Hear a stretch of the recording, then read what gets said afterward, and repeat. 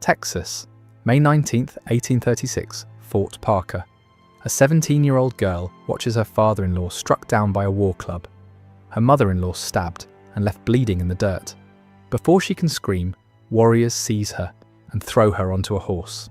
She is 6 months pregnant. Her name is Rachel Plummer.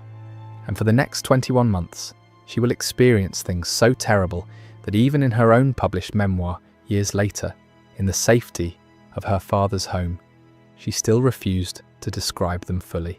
She wrote only this: "To undertake to narrate their treatment would only add to my present distress, for it is with feelings of the deepest mortification that I think of it, much less speak or write of it." Rachel Plummer was one of thousands. During the 1800s, native tribes across the American Southwest captured hundreds of women from frontier settlements. Some were ransomed back to their families after months or years of negotiation.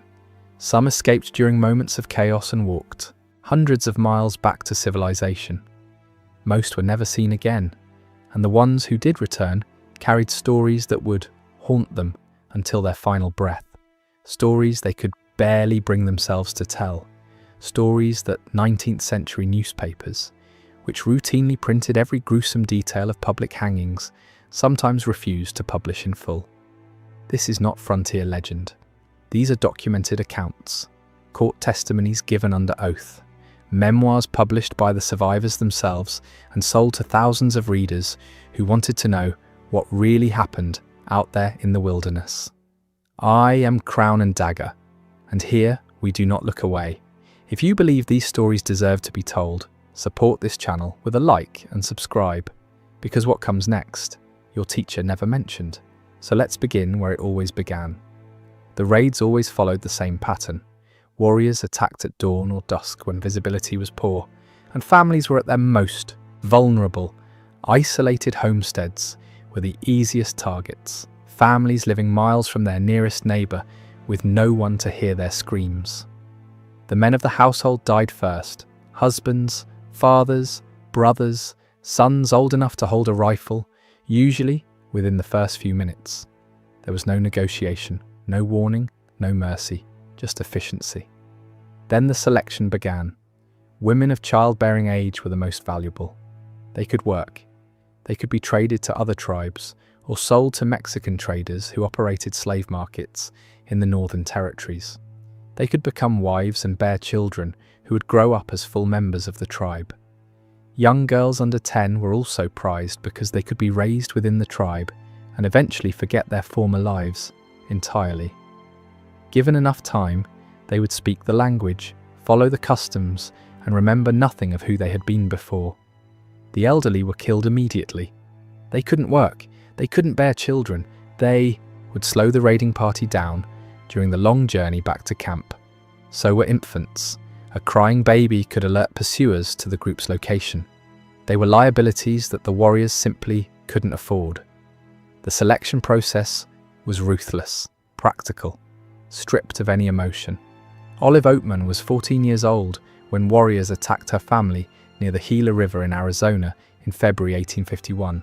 Her family had been traveling west with a group of settlers, but disagreements about the route had left them isolated and alone. The Oatmans pressed on by themselves, convinced they were only days from safety. They were wrong. Olive watched her father beaten to death with clubs, her mother killed beside him, her older sister, her baby brother. 4 of her siblings murdered in minutes while she stood paralyzed with terror. When the killing stopped, only Olive and her 7-year-old sister, Mary Ann, remained alive. The warriors dragged them into the desert. Olive later described walking barefoot through the wilderness for an entire night, over sharp rocks that sliced her feet, through patches of cactus that left dozens of spines embedded in her skin. No food, no water, no rest. Every time she stumbled from exhaustion, she was struck with clubs. Every time she slowed, she was beaten until she moved faster. Her little sister walked beside her, bleeding from her own wounds, too terrified to cry, too exhausted to speak. By dawn, Olive's feet were so torn and swollen that every step felt like walking on broken glass. But she kept moving, because stopping meant dying, And this was only the first night. Once captives reached the tribal camp, their new existence began immediately. They were not guests awaiting rescue. They were not prisoners awaiting ransom. They were not people anymore. They were property. Women were put to work from the first day, before their wounds had healed, before they had eaten a real meal, before they had slept. Gathering firewood until their hands cracked and bled, carrying heavy clay vessels of water for miles under the brutal desert sun, scraping animal hides until their fingers were raw, digging for edible roots in hard-packed soil, hauling loads that would exhaust a grown man. Every task that no one else wanted to do fell to them. Every job too menial or too exhausting for members of the tribe became theirs. They ate last, whatever scraps remained after the entire tribe had finished eating. That was their meal.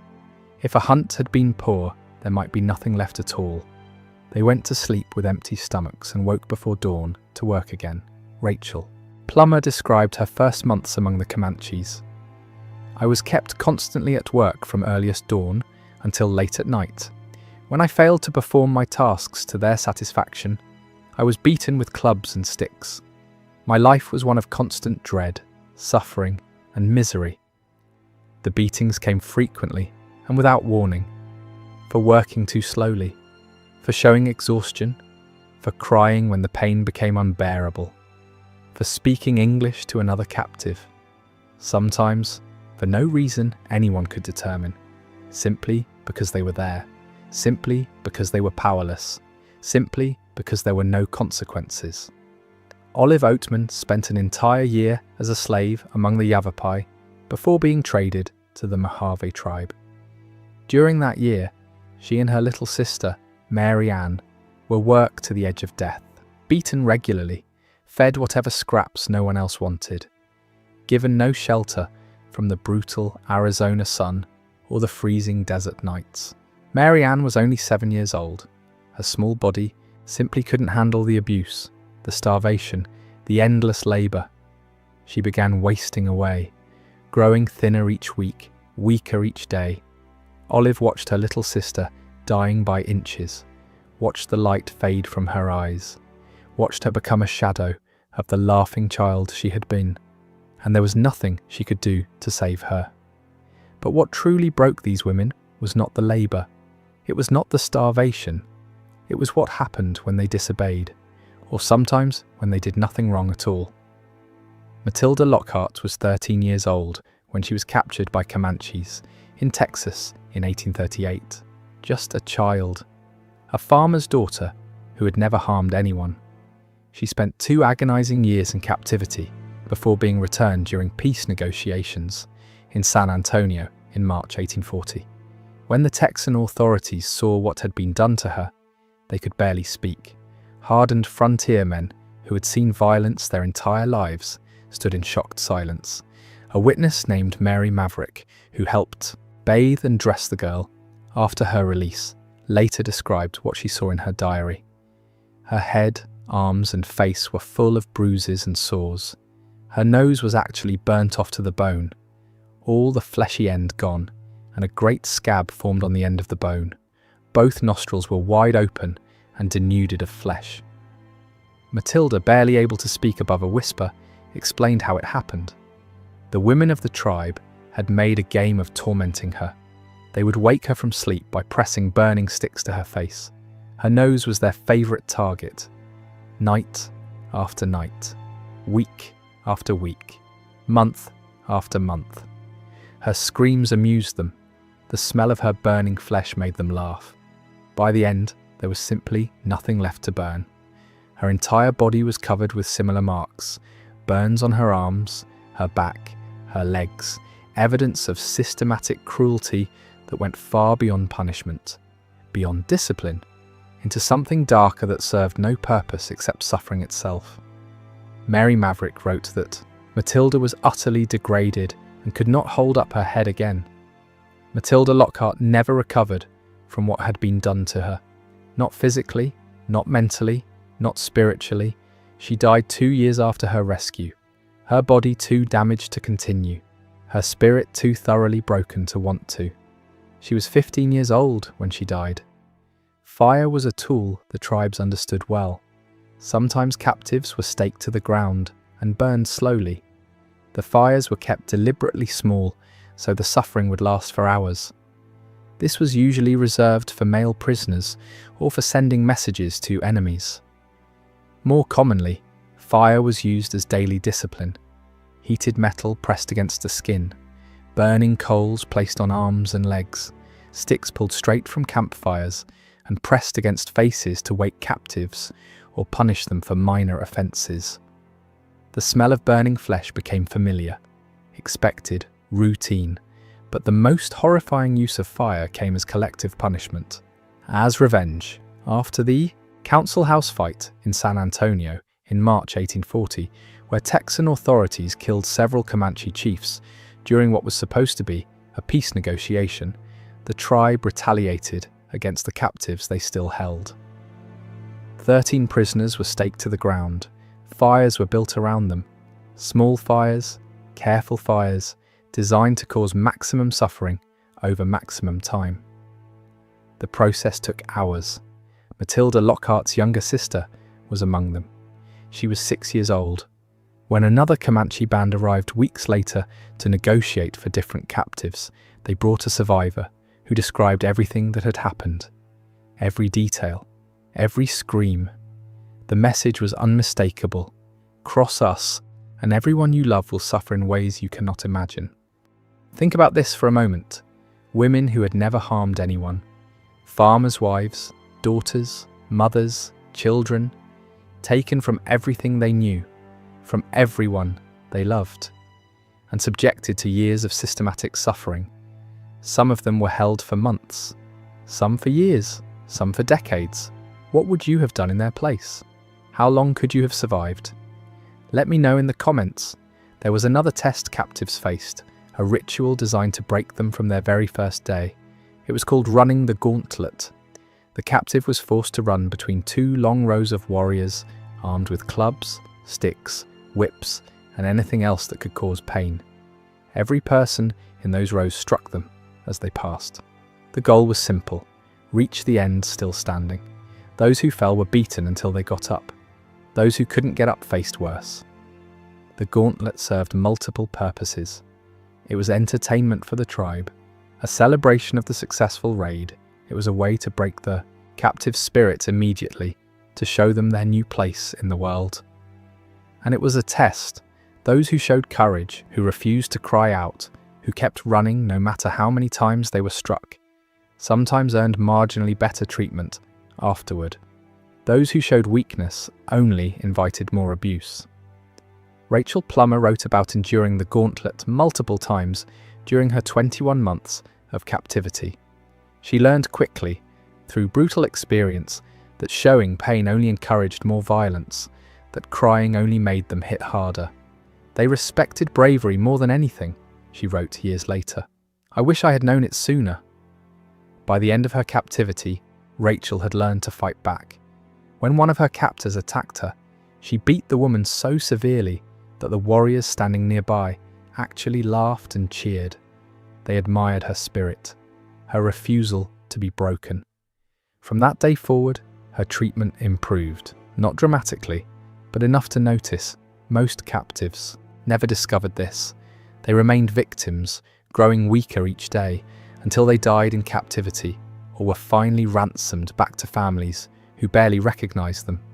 Some women faced a different fate entirely. They were taken as wives. This might sound like better treatment. In some ways it was. Wives ate with the tribe instead of eating scraps, faced less random physical abuse, had a defined place in the social order, had someone who, in their own way, claimed responsibility for them. But they had no choice in the matter, none at all. Young women were given to warriors as prizes, rewards for successful raids. They were expected to fulfill all duties of a wife, every duty, domestic and otherwise. Resistance was met with violence until resistance stopped. Some women eventually accepted their new lives, not because they chose to, but because acceptance was the only way to survive. Cynthia Ann Parker was captured at age 9. in the same raid that took Rachel Plummer. The attack on Fort Parker that May morning in 1836. She was just a child. She watched her family killed and was carried away into a world she didn't understand. But Cynthia Ann didn't spend 21 months in captivity like Rachel. She spent 24 years. She grew up Comanche, learned their language, their customs, their beliefs. She married a war chief named Patanacona, had 3 children with him, a daughter named Topusana, whom she called Prairie Flower, and 2 sons, one of whom would become the legendary Quanah Parker, the last great chief of the Comanche people. By all accounts, Cynthia Ann loved her husband, loved her children, loved the life she had built. When Texas Rangers finally tracked her down, in December 1860, she didn't want to be rescued. She fought against them, screamed for her husband, begged to stay with her family. They took her anyway. Her husband, Patanacona, was killed in the raid, or died shortly after from wounds. The accounts differ. Her sons escaped and she never saw them again. Only her infant daughter, Prairie Flower, came with her into captivity. Because that's what it was for Cynthia Ann. The rescue was a second captivity.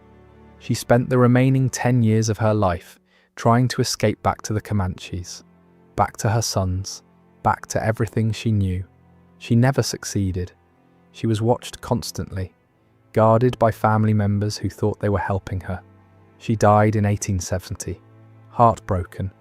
Some historians believe she simply stopped eating after Prairie Flower died of influenza, that she starved herself intentionally, that she chose death over a life among people who were now strangers to her.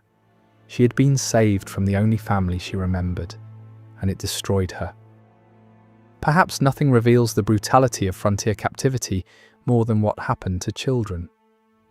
Rachel Plummer's 2-year-old son, James, was torn from her arms during the raid on Fort Parker. She never saw him again during her captivity, but it was her second child whose fate haunts history.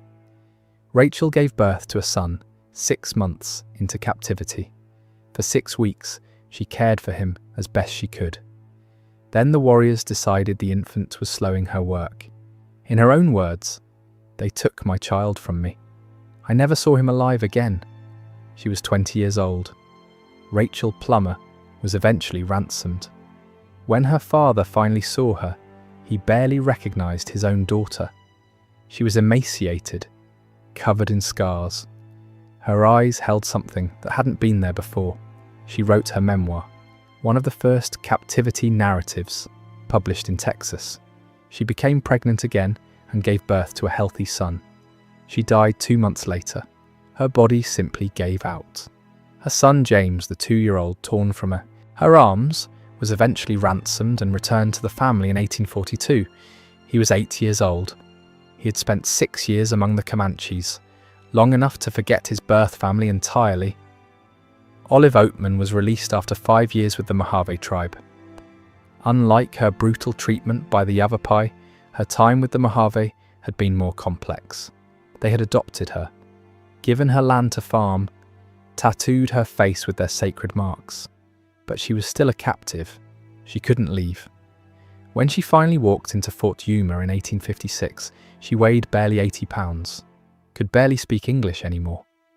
The words came slowly, painfully, as if translated from another language, and across her chin, 5 blue lines announced to everyone she would ever meet that she had been marked by another world. Olive became famous. Lecture tours, a published book, a symbol of frontier survival. She married a cattleman, lived quietly in Texas for decades, but she never fully returned to who she had been. Her husband reportedly spent years buying and burning every copy of her memoir he could find, trying to give her peace from a past that wouldn't let go. She kept a jar of Mojave mesquite seeds on her shelf until the day she died, a small reminder of a life she could never fully leave behind. By the 1870s, historians estimate that at least 30% of Comanche, Kiowa, and Apache populations had captive ancestry. The line between settler and native was far blurrier than 19th century Americans wanted to believe, far more complicated than the simple stories of civilization versus savagery that newspapers loved to print. Some captives became fully assimilated. They learned the language fluently, adopted every custom, married warriors and bore children who grew up as full members of the tribe with no memory of any other life. When rescue parties finally found them, when family members travelled hundreds of miles to bring them home, they refused to leave. They had become someone else, and that someone else didn't want to go back. Others endured years of horror and emerged as shells of who they had once been, walking wounded, who could never fully heal, who flinched at sudden movements, who woke screaming from nightmares decades after their rescue, who could never explain to their families what had really happened because the words simply didn't exist, and thousands simply disappeared, taken in raids and never seen again. No memoirs to tell their stories, no testimonies to preserve their suffering, no graves for their families to visit, just names on old documents, entries in faded ledgers, and families who spent the rest of their lives wondering, hoping, praying for news that never came. The frontier was not a place of heroes and villains. It was not the romantic adventure that dime novels portrayed. It was a place of survival, brutal, bloody, uncompromising survival, where everyone on every side committed acts that would haunt the land for generations. Women who survived captivity carried their experiences forever, in their scars, in their silences, in the things they couldn't bring themselves to write even in their own memoirs, even years later, even in the safety of home. Rachel Plummer wrote that some things were too terrible to describe, that some memories were too painful to put into words. Matilda Lockhart's destroyed face spoke louder than any words ever could. Olive Oatman's blue tattoo announced her history to everyone she met for the rest of her life. A permanent mark, a permanent reminder, a permanent story written on her skin. They survived what shouldn't be survivable. They endured what shouldn't be endurable. They lived when so many others died. And they left behind testimonies that force us to remember what the American frontier really was. Not an adventure, not a story of triumph, a nightmare that lasted for generations. History calls these women victims, and they were, every single one of them. But they were also something more. They were survivors, they were witnesses, they were the ones who came back to tell us what happened in places where no one else could see, in places the rest of America preferred to forget. Their stories matter, their suffering matters, their courage matters, because if we forget them, we forget the truth about who we were and who we are. If you want more history that others refuse to tell you, subscribe to Crown and Dagger. We don't look away.